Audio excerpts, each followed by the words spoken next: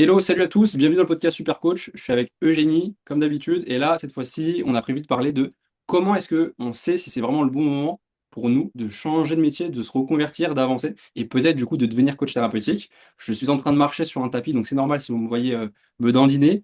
Comment ça va, Eugénie? Salut Théo, ben, ça va bien, merci. Et toi? Yes. Ouais, donc aujourd'hui, j'aimerais qu'on parle justement de la reconversion et savoir justement s'il est temps de changer de métier et surtout les premiers signes qui apparaissent dans cette envie de changer de métier. Ouais, tout à fait. Bah, en fait, souvent les premiers signes, c'est pas du tout un truc genre symptomatique, mauvais, mais les premiers signes sont souvent un appel intérieur que inconsciemment on n'écoute pas trop et qui du coup va déclencher in fine des symptômes physiques, etc. Donc la fatigue, on va pas réussir à se lever le matin, on va avoir besoin de beaucoup de réveil, truc que je vivais auparavant dans mon ancienne vie. Et tout ça, c'est souvent des signes et du coup nous ce qu'on fait, parce que du coup on nous dit, bah, vas-y, mets-toi plus de réveil ou couche-toi moins tôt, moins tard, fais ci, fais ça. Et en fait, du coup, on se force, ok? On utilise vraiment de la coup de pied au cul thérapie et finalement, ça nous amène de plus en plus à un gros down. Pour compenser ça, on a tendance à se réfugier. Justement, j'avais vu une étude il n'y a pas longtemps qui montrait que les jeux ont été inventés pour faire en sorte que les salariés puissent avoir un truc vers lequel se réconforter après leur dure journée de travail. Ils pouvaient aller justement au bar, jouer ce qu'il y avait justement dans le bar, etc. Et tout ça, ça a été créé vraiment pour pouvoir, et l'algorithme, les réseaux sociaux aussi, pour pouvoir justement maintenir l'attention des gens ailleurs que de la zone de leur vie qui est symptomatique et dérangeante. Donc, ce qui se passe, c'est que nous, on n'écoute pas assez les symptômes, on n'écoute pas assez ce qu'on ressent, et du coup, on a de plus en plus de symptômes, je veux dire, impactants pour nous, parce que le but de notre corps, c'est pas d'être doux, d'être gentil avec nous, mais c'est de nous aider à pouvoir vivre, enfin, vraiment le plus longtemps possible, la vie qu'on souhaite. Ok? Donc, il y a comme deux élans en nous, un élan qui veut survivre, qui veut aussi rester dans sa zone de confort, qui veut aussi maintenir notre survie. Il y a un élan de vie qui, lui, veut qu'on se réalise. Les deux existent en chacun. Et l'élan de vie, lui, il veut qu'on se réalise. Donc justement, il nous pousse à aller de l'avant, à aller nous réaliser, à avancer. L'élan de survie, lui, ah non, surtout pas. Fais moins d'efforts, reste dans ta zone de confort. Et du coup, des fois, on sent qu'il y a des frictions. Il y en a qui parlent de conflit interne. C'est souvent l'opposition entre ces deux forces. On sait quoi les premiers signes? Bah, les premiers signes, c'est ça. C'est d'abord une envie. C'est une opportunité. On se dit, tiens, le hasard. Puis après, il y a un deuxième hasard. Donc ça devient une synchronicité. Il y a plusieurs signes sur le chemin. On a des proches qui nous disent, mais tu sais, t'es vraiment fait pour ça? T'es trop bien, tu vois. Enfin, je devrais te payer parce que tu m'as aidé, parce que tu m'as accompagné, parce que ton conseil m'a été hyper utile, je te sens vraiment à l'écoute, je sens vraiment que c'est important pour toi, que t'es intéressé.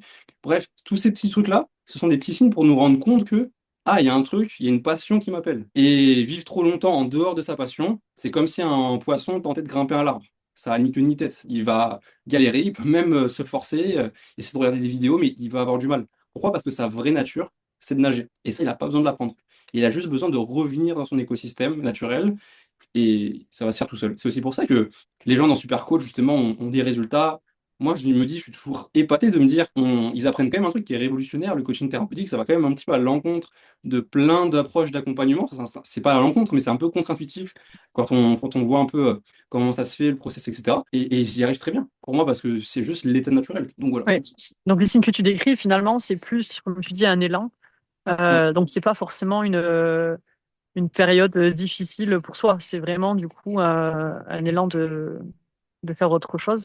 Et comment en fait on perd cette envie? Tu sais, des fois on fait un métier qu'on aime et finalement ben, on en perd l'envie justement et de devoir faire autre chose. Qu'est-ce qui fait que du coup on n'a plus envie, comme tu dis, de se lever ou on n'a plus de motivation alors qu'à la base on aime ce métier et on aime ce qu'on fait. Ouais. Bah, moi, je pense toujours à Lavoisier là-dedans, qui avait décrit en une phrase qui est la seconde loi de la physique, après l'action, après la première qui est chaque action entraîne une réaction, la seconde c'est rien ne se perd, rien ne se crée, tout se transforme. Ça veut dire que finalement, il y a une conservation, ce grand principe de conservation qu'on peut voir dans l'univers et trouver dans plein de choses, il est présent également dans notre vie et dans nos perceptions. Ça veut dire qu'en fait, on n'a pas perdu ce qu'on aimait. C'est juste qu'il y a eu un changement de forme et une transformation. Et quand on regarde, et c'est ça, moi j'adore faire ça dans un accompagnement que j'avais avant, je faisais ce que j'appelais le cycle de vie.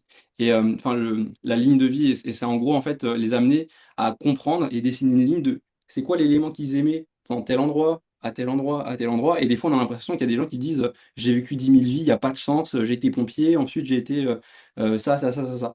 Quand tu fais des choses et que tu prends des chemins qui sont des chemins de thème, même s'ils sont différents les uns des autres, c'est comme une ligne de vie dans tout ça. Il y a un fil qui se tisse très intelligent. Et donc, justement, ce que tu as aimé peut-être dans ton travail, c'était le fait de prendre soin des autres. Mais finalement, tu te rends compte qu'aujourd'hui, tu es infirmière, mais en fait, ton travail n'est plus en accord avec tes valeurs parce que tu n'es plus en train de prendre soin des autres, mais tu fais du travail à la chaîne, ça t'épuise. Et au démarrage, c'était ta liberté de vouloir faire ça, et aujourd'hui, on te contraint à devoir faire quelque chose. Donc, principe important pour toi, valeur importante, liberté n'est pas écoutée. Et en plus de ça, tu te sens pas aligné avec la valeur de prendre soin des autres. Donc, forcément, ça te montre que c'est plus la voie, c'est pas le chemin vers lequel tu vas continuer d'aller qui est comme pertinent. Mais du coup, tu t'orientes, parce que rien ne se perd, rien ne se crée. Ce qui est cool, c'est que vraiment, la vie te donne une nouvelle forme sous laquelle tu peux vraiment t'exprimer et t'épanouir. Et des fois, ça, bah, on la voit, mais on en a peur, donc on n'y va pas. Et cette nouvelle forme, ça peut être, par exemple, je sais pas, accompagner les gens autrement. Les accompagner sur un autre plan, pas sur le plan de la santé physique, mais sur la santé psychologique, par exemple. Ouais. Donc, Oui, c'est sortir aussi un peu de la zone qu'on connaît vers un peu l'inconnu de départ, quoi. ouais, mais ça, c'est un truc, moi, je le vois vraiment. Les gens me disent tout le temps, ouais, je veux un truc stable, je veux un truc linéaire, je veux un truc. Ça n'existe pas. La vie, c'est du changement à chaque instant, c'est de l'instabilité. La Terre, elle tourne tout le temps, elle oscille, elle se balade, il n'y a rien de plat, de lisse, et nous, on veut vraiment les choses comme ça. Sur une courbe, genre un électrocardiogramme plat, c'est la mort, hein. Quelqu'un de normal, c'est quelqu'un qui fait comme ça. Un Donc, mouvement, ouais. justement, tu vois, c'est ce côté, il faut apprendre à danser avec la vie, à se dire, ok, vas-y. Aujourd'hui, j'aime les gens qui ont des cheveux. Demain, mon compagnon, il est chauve. Je l'aime quand même, tu vois, c'est pas grave. Tu vois, c'est ok, tu vois, on s'adapte, on se réajuste. Et vas-y. Et moi, j'aimais bien prendre soin des gens. Je pensais que c'était que sous cette forme-là. Mais finalement, je me rends compte que non, en fait, les accompagner sur le plan psychologique, ça me parle énormément aussi. Donc, pourquoi pas devenir coach thérapeutique, tu vois? Mm. Et quand on a justement ce talent de changer de métier et de devenir coach thérapeutique, par où du coup il faut commencer, juste nous dire, tu sais, vraiment les grandes étapes. Ben voilà, là j'ai envie de changer, par quoi je commence? De vraiment le début. Ouais, je pense que de manière générale, on va pas, enfin, même si on prend pas l'exemple de devenir coach thérapeutique, mais de manière générale, dans sa vie de tous les jours, quand on a envie de faire un changement, de changer les choses, bah, petit 1, je vais passer du temps avec quelqu'un qui le fait, quelqu'un enfin, je vais passer du temps avec, euh, pour aller à la rencontre de ça. Moi, par exemple, je veux faire un nouveau sport, je vais regarder comment ça se passe. Je vais passer du temps à aller regarder, bah, tiens, des joueurs qui jouent justement ce sport. Je vais regarder les règles, je vais regarder comment ça se passe, ok? Donc vraiment s'intéresser.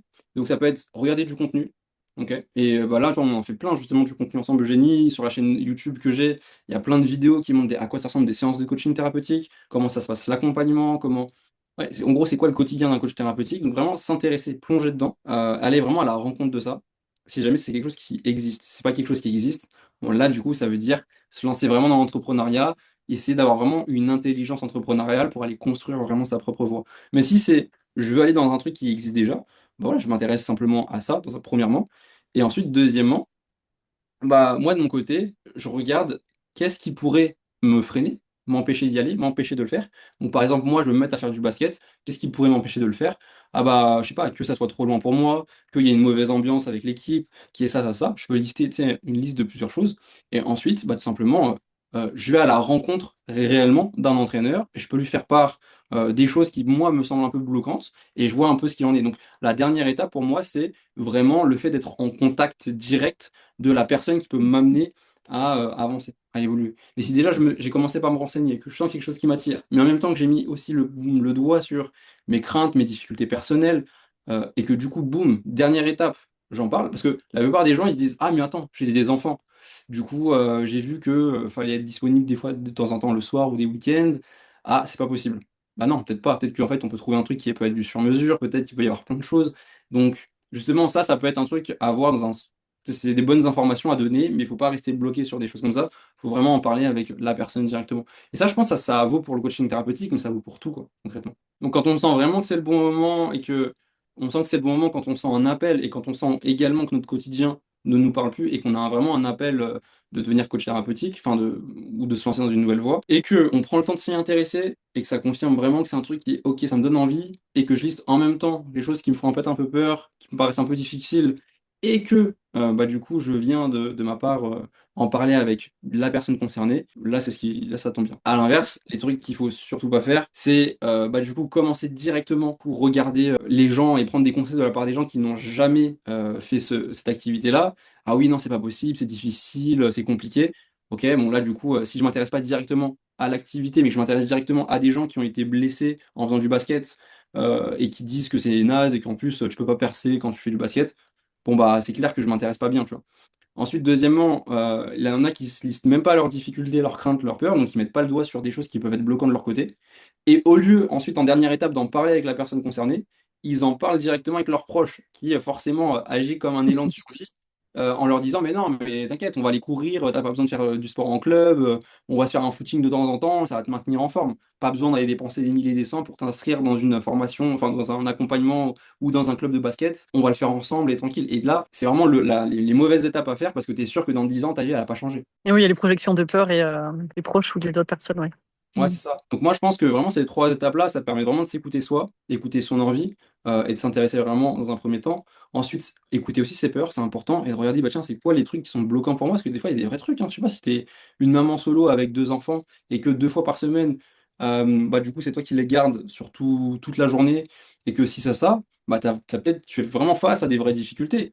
Et donc, du coup, troisièmement, il faut pas rester avec ça, il faut aussi en parler vraiment avec la personne concernée. Tu vois, si je veux faire du basket, je parlais avec l'entraîneur de basket, je vais parler avec Mm. mon compagnon qui joue à la pétanque les samedis, tu vois. Super, merci déjà pour ce début, c'est cool.